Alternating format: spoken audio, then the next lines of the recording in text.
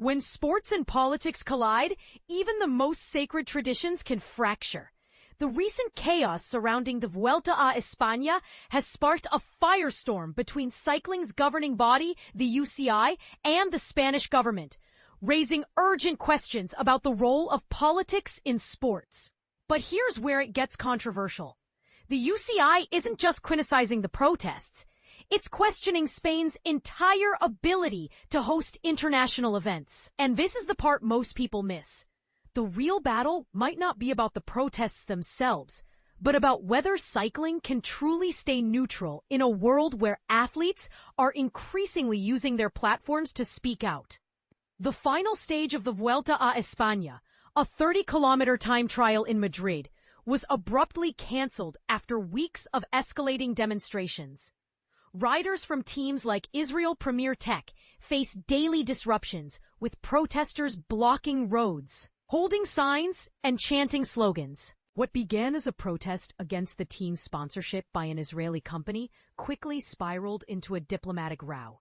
The UCI, which prides itself on keeping sports apolitical, released a scathing statement Monday, accusing the Spanish government of enabling actions that hinder the smooth running of a sporting competition.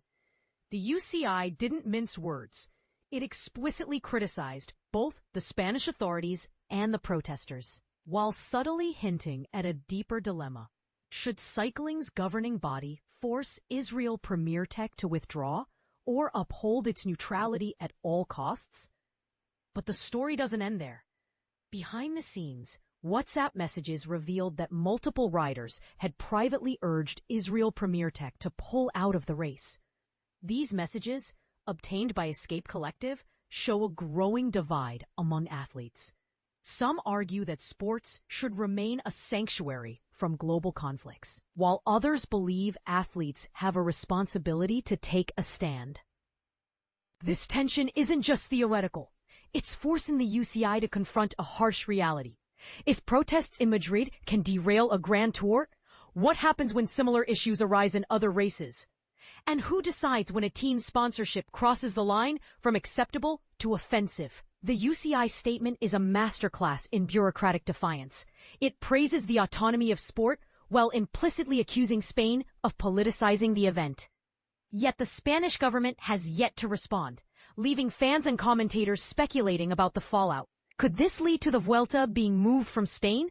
Or will the UCI face backlash for appearing to side with a government over its own athletes? Here's the kicker. The UCI's refusal to address Israel Premier Tech directly might be its weakest point. By avoiding the issue, it risks losing credibility with both riders and fans who see the protests as a moral imperative.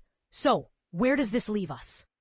The Vuelta's final stage may have been canceled, but the bigger story is just beginning.